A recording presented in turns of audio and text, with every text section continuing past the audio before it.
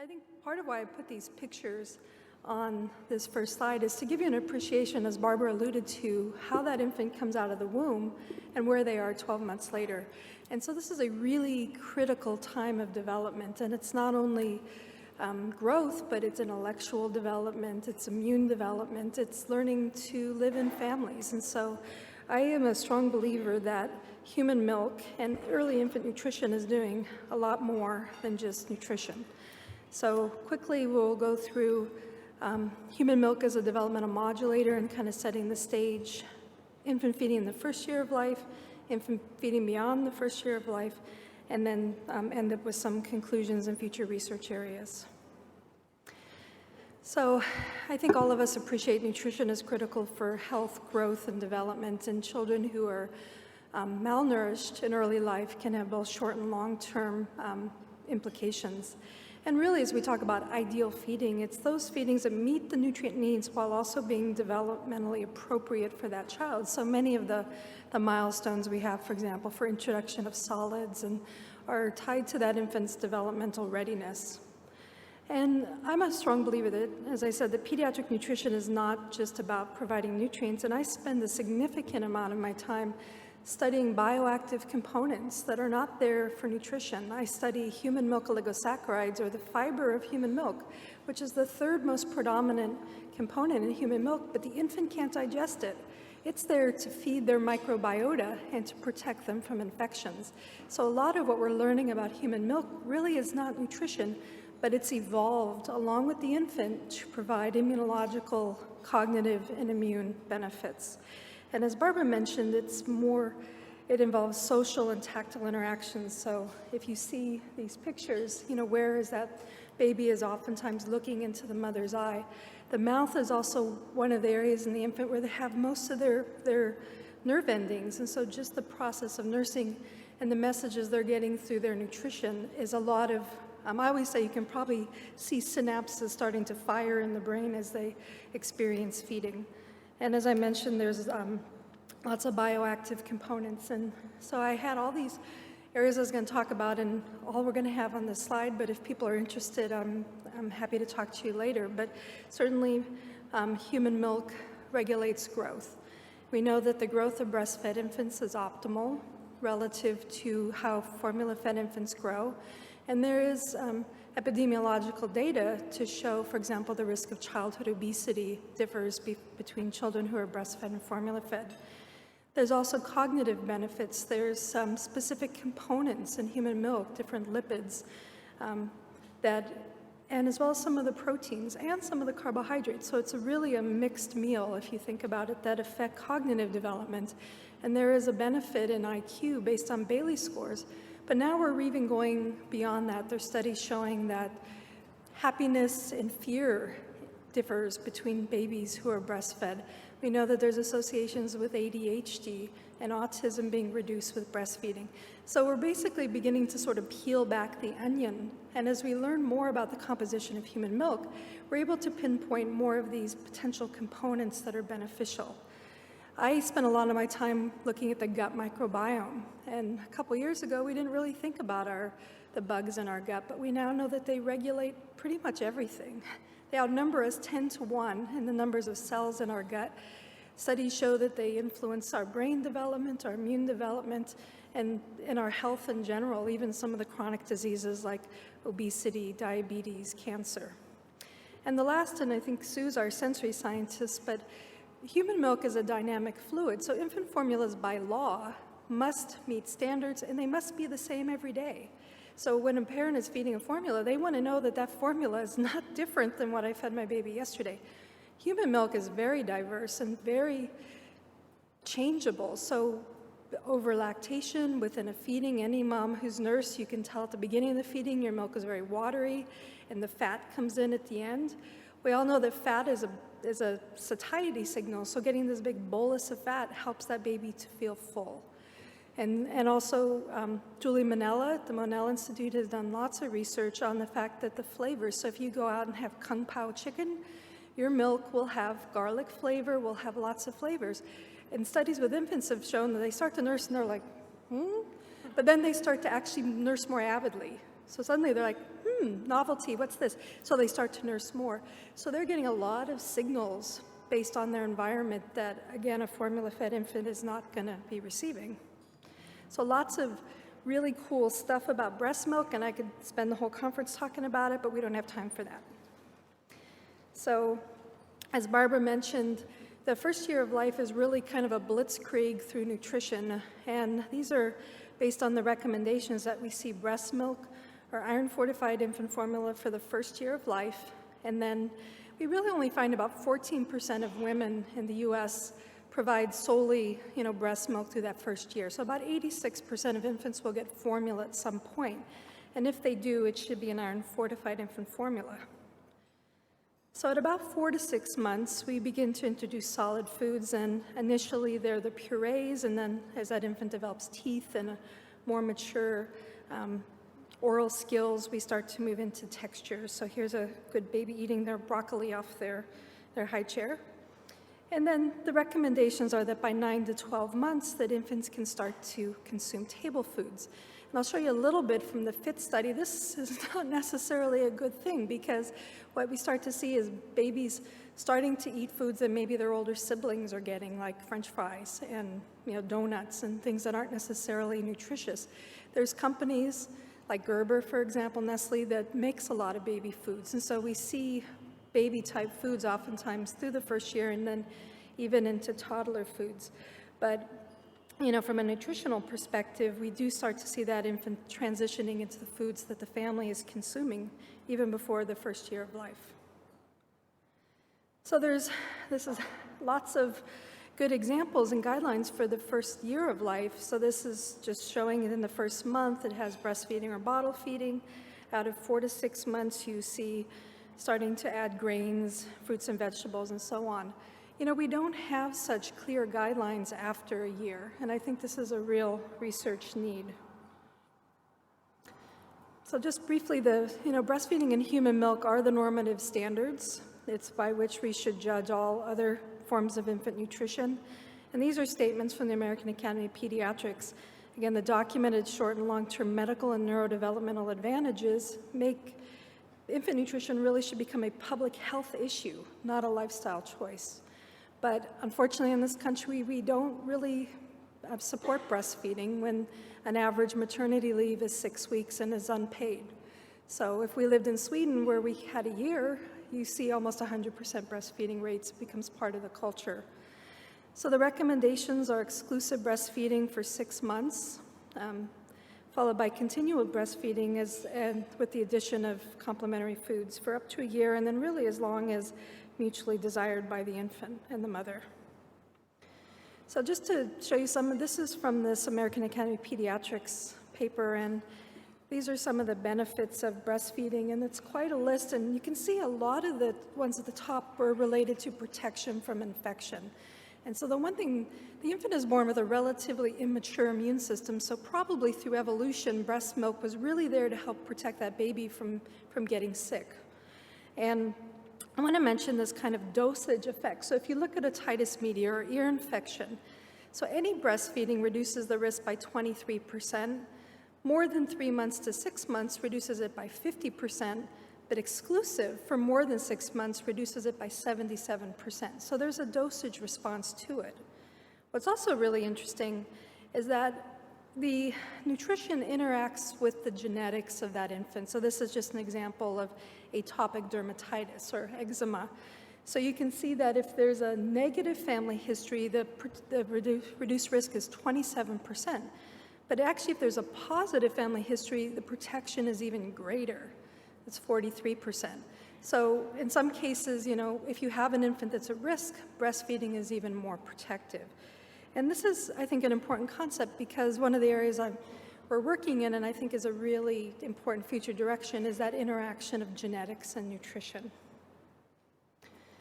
So again, we see the breastfeeding rates. So back in the 70s, we only had about 25% of babies who were ever breastfed. We saw a nice rise through the 80s, and then we've kind of seen a plateau. So this is ever breastfed. The lighter blue line is 6 months. But you can see with exclusive breastfeeding, for example, at 6 months, we're down to about 10%. So we have pretty good initiation rates, but we tend to drop off very quickly. And so we have healthy people goals, and so you can see what the goals are for 2010, 2020, and baseline. So again, we have about 75% who initiate breastfeeding, but even exclusively at 6 months, we're down to 14%. So we're falling short of some of our goals. Again, it depends on who you are. So you can see the numbers at the top forever, but if you're a non-Hispanic Black, you're only about 58% of those infants who ever breastfed. If you receive WIC, it's lower. If you look at the yes versus the ineligible, we have 84% versus 67%. And then if you're less educated, your infant is less likely to be breastfed. So this suggests we need targeted interventions, right? So we need to be looking at what the risk factors are. And there's a lot of work that's going on in this area. And I mean, for years, people have been studying this, but unfortunately, we're barely budging those numbers. So that really suggests there's larger societal aspects that we need to address. And again, it depends on where you live. So many times you see the obesity graphs, you see all these graphs. So the Southeast, which is disproportionately affected by many chronic diseases, we also see lower breastfeeding rates. We also see more poverty. So, some of the ways that we've tried to address this, there's the Baby Friendly Hospital Initiative, which was started way back in 1992.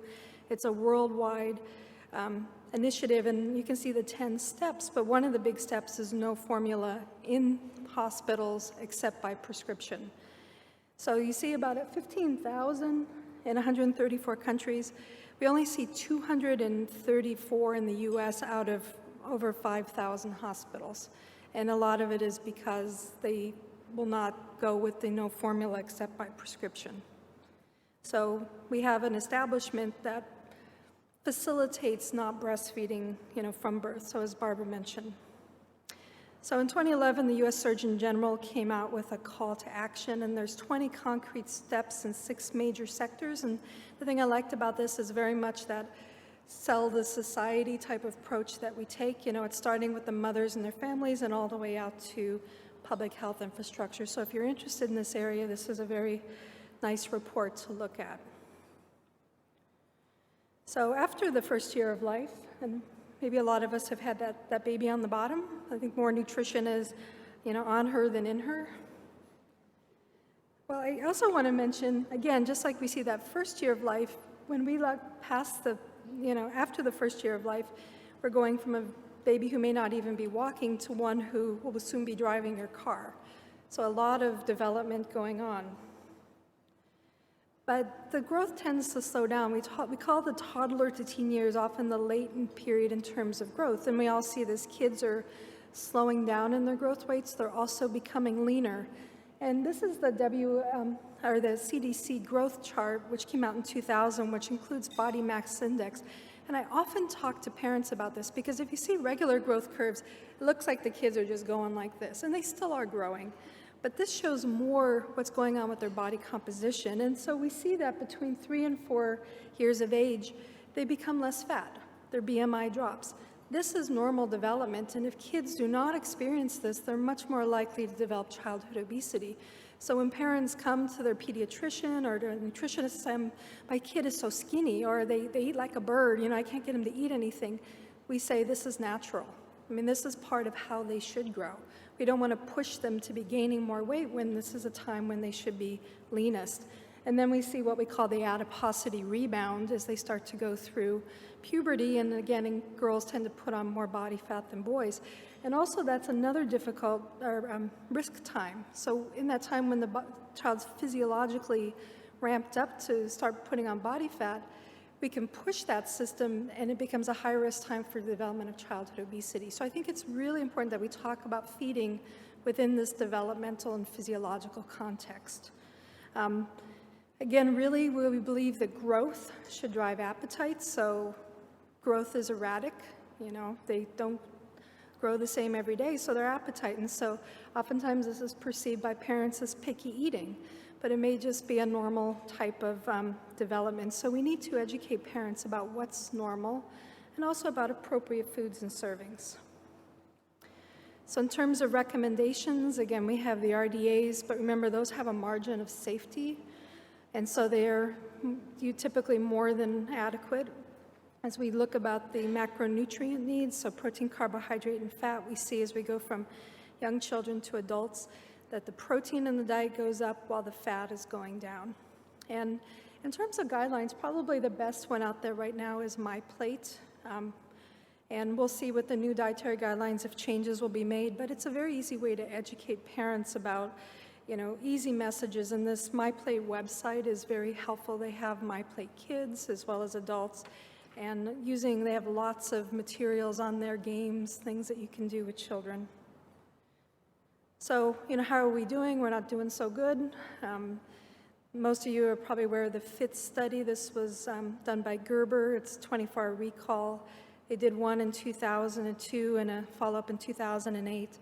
But back in 2002, they found that up to a third of children between 4 and 24 months of age consume no vegetables in that day, in that 24 hours, no fruits. At 9 to 11 months, one of the top 3 most common, I put vegetables in parentheses, is a French fry, and by 15 to 18 months, it's the most common vegetable, which I wouldn't really call a vegetable. They're also consuming a lot of desserts, sweets, and sweetened beverages, so this is this idea that they may be tracking along, perhaps with an older sibling. And a little bit of good news that 6 years later, they did start to see there was some messages were getting through. There were fewer sweets and sweetened beverages in toddlers, and children consumed should be less 100% juice.